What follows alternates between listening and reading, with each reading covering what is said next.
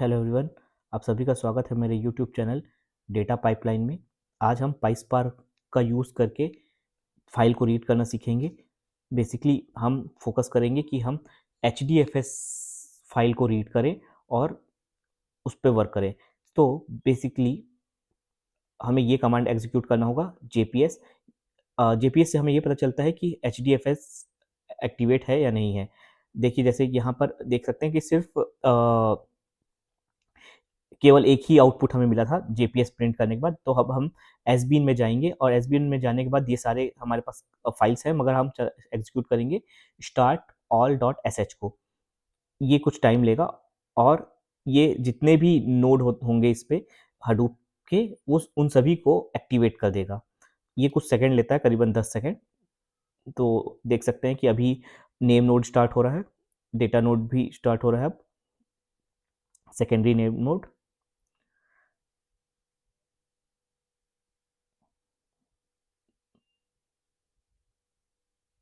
तो ये कमांड हो गया, अभी सारे नोड हमारे एक्टिवेट हो गए। हम एक बार क्रॉस चेक कर लेते हैं, एक बार और JPS एग्जीक्यूट करेंगे तो आप देख सकते हैं कि सारे नोड एक्टिवेट हैं।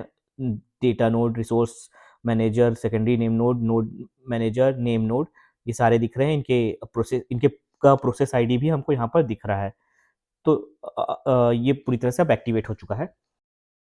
आगे हमें कुछ कमांड एग्जीक्यूट करने होंगे, जिनमें से एक कमांड है HDFS स्पेस DFS। जब भी हमें कोई भी फाइल रीड या कुछ भी ऑपरेशन लगाना होगा, HDFS स्पेस DFS के थ्रू ही हम हडूप पे ऑपरेशन लगाएंगे, सॉरी HDFS पे ऑपरेशन लगाएंगे। तो ये जो कमांड में लिख रहा हूँ वो फाइल लिस्टिंग करने की है। तो अभी हमने रूट पे इसको एग्जीक्यूट किया है बेसिकली। तो यहाँ पर आप देख सकते हैं केवल एक फाइल है text.csv। HDFS के अंदर केवल एक फाइल है text.csv। अभी हम एक फाइल और अपलोड करते हैं, एक CSV बनाते हैं जिसका कॉलम नेम होगा नेम और एज, और उनकी वैल्यूज हम ऐड कर देते हैं कुछ A10 B20 C30। और अब इसे लोकल सिस्टम में पहले स्टोर करते हैं। इसका नाम कुछ भी दे देते हैं, जैसे कि test2.csv, बिकॉज test.csv ऑलरेडी है HDFS में। एक बार फाइल सेव हो गया, उसके बाद हमें वापस इसी कमांड का यूज करना है। HDFS सबसे पहले रहेगा, then DFS hyphen put, and then local file का पाथ होगा। और उसके बाद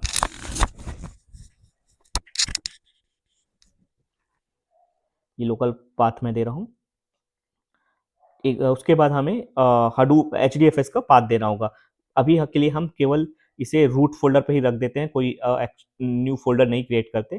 तो हमें बस एक स्लैश देना होगा, तो ये रूट फोल्डर पे मूव हो जाएगा। हमने कोड एग्जीक्यूट कर दिया है। अब देखते हैं कि ये फाइल वहाँ मूव हुई कि नहीं। जैसा कि आप देख सकते हैं कि यहाँ पर हमने ये कमांड एग्जीक्यूट किया और हमें अभी फिलहाल दो फाइल्स दिख रही हैं रूट फोल्डर पे HDFS के, टेस्ट और test2.csv। हम इसके वैल्यू भी चेक कर सकते हैं test.2.csv के लिए। उसके लिए हमने कैट ऑपरेशन यूज किया है, सॉरी। आप देख सकते हैं हमें सारी वैल्यूज मिल गई। बेसिकली HDFS स्पेस DFS लिखने के बाद हमें वही कमांड एग्जीक्यूट करना होता है जो हम उबंटू में यूज करते हैं, बस हमें हाइफन एक्स्ट्रा ऐड करना होता है यहाँ पर। जैसे आप देख सकते हैं हाइफन कैट हमने लिखा, तो ये इसने इस फाइल को रीड कर दिया, इस कमांड ने। ओके, सो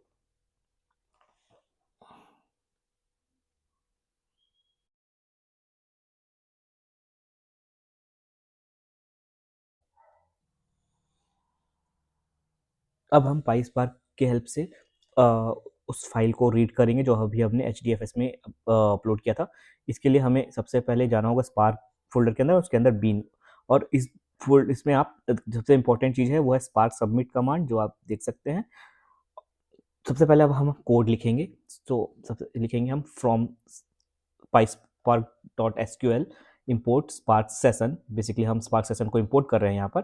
और अब हम स्पार्क ऑब्जेक्ट बनाएंगे। इसके लिए हमें spark.session.builder.appName, ऐप नेम जो है वो ऑप्शनल है, अगर आप इसे लिखते हैं तो आप जब हम स्पार्क यूआई में चेक करेंगे हमारे कोड को, तब हम सेम नेम चेक कर सकते हैं। तो अभी के लिए मैं इसे इग्नोर कर रहा हूँ और आगे कोड लिखते हैं गेट और क्रिएट मेथड के साथ, और एक डेटा फ्रेम बनाते हैं। अब हमारा जो स्पार्क ऑब्जेक्ट है वो बन गया है, और स्पार्क ऑब्जेक्ट यूज करके हम spark.read.csv के थ्रू फाइल रीड करेंगे। यहाँ बेसिकली हम CSV रीड करें इसलिए मैंने .csv लिखा है।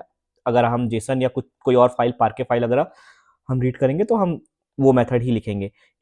ओके, सो इस मेथड के अंदर जो सबसे पहला पैरामीटर होता है वो फाइल का पाथ होता है। हमारे केस में हमने फाइल को HDFS में रखा है, इसलिए यहाँ पर हम HDFS का पाथ देंगे। बेसिकली जो पाथ होगा वो पोर्ट नंबर के साथ होगा, और बिकॉज हमने रूट में रखा है इसलिए रूट तक का पाथ हमें देना है। तो सबसे पहले HDFS लिखेंगे colon, then local host colon 9000 हमारा पोर्ट नंबर है। और बेसिकली ये जो पोर्ट नंबर और ये जो मैंने लिखा है लोकल होस्ट डॉट रेशियो 9000, ये हमारे कॉन्फ़िगरेशन पर डिपेंड करता है। जो इस कॉन्फ़िगरेशन को हम यहाँ पर देख सकते हैं हडूप फोल्डर के अंदर। ETC में हम जाएंगे एंड देन उसके अंदर एक और हडूप फोल्डर होगा। यहाँ पर ये जो फाइल है core-site.xml, इसे ओपन करेंगे। ओपन करने का कमांड ये है sudo nano then file name, and ये जो प्रॉपर्टी टैग के अंदर जो भी लिखा हुआ है वो हमारा कॉन्फ़िगरेशन है, और उसके बेस पर ही हम अपने HDFS के अंदर के फाइल को कॉल करते हैं। सो अभी हम वापस हमारे पाथ को कंप्लीट करेंगे, लाइक /test2.csv। यहाँ पे अगला जो है वो है पैरामीटर, वो हेडर है जिसकी वैल्यू ट्रू है। इसका मतलब ये है कि जो CSV फाइल है उसका जो पहला रो है उसको वो एज ए हेडर लेगा। अगर ये फॉल्स होता तो उसे एज ए रिकॉर्ड लेता है। नेक्स्ट इन्फर स्कीमा है, अगर ये ट्रू है तो जो स्पार्क है वो ऑटोमेटिकली कोड के डेटा टाइप को डिटेक्ट कर लेगा, और अगर ये फॉल्स होता तो ये डिटेक्ट नहीं करता। और हम चाहें तो अपना खुद का स्कीमा भी दे सकते हैं, वो आगे किसी वीडियो में मैं समझाऊंगा। तो ये तीन चीजें, पाथ, हेडर और इन्फर स्कीमा, ये तीन पैरामीटर मैं अभी पास कर रहा हूँ, और अब मैं इस फाइल को शो करूंगा। तो शो कराने के लिए जो है कमांड है df.show, और साथ ही मैं इसका स्कीमा भी प्रिंट कर लेता हूँ df.print स्कीमा। और अब हम इस कोड को एग्जीक्यूट करेंगे। एग्जीक्यूट करने के लिए हमें जाना है स्पार्क फोल्डर के अंदर। स्पार्क फोल्डर के अंदर हमें जाना है बिन फोल्डर के अंदर, और यहाँ पर जैसा हमारा कोड जो है वो कोड फोल्डर के अंदर है। और जो जैसे मैंने पहले भी बताया था, स्पार्क सबमिट जो है वो यहाँ पे इंपॉर्टेंट कमांड है, ये आप देख सकते हैं स्पार्क सबमिट। तो अभी से एग्जीक्यूट करेंगे .spark submit, एंड देन हमें फाइल का पाथ देना होगा।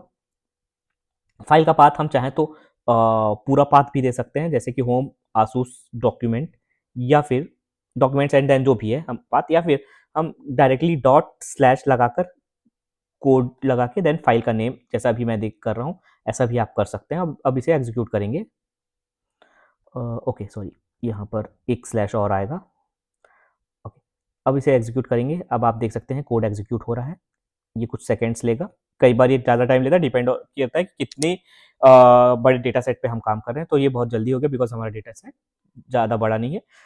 ये देख सकते हैं यहाँ पर आउटपुट आया है, नेम कॉलम है, एज कॉलम है, और ये सारी वैल्यूज़ है जो हमने डाली थी इस फाइल में, वो सारा आप देख सकते हैं। और साथ में आप ये स्कीमा भी देख सकते हैं, नेम कॉलम है यहाँ पर, और ये स्ट्रिंग है, और नलेबल भी है।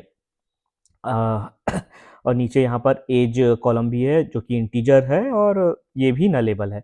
सो बेसिकली इस तरह से हम स्पार्क में CSV फाइल को रीड करते हैं अगर HDFS में होगा तो। ओके, सो नेक्स्ट वीडियो में हम जेसन फाइल को कैसे रीड करते हैं वो सीखेंगे। तो इस वीडियो के लिए इतना ही। Thank you.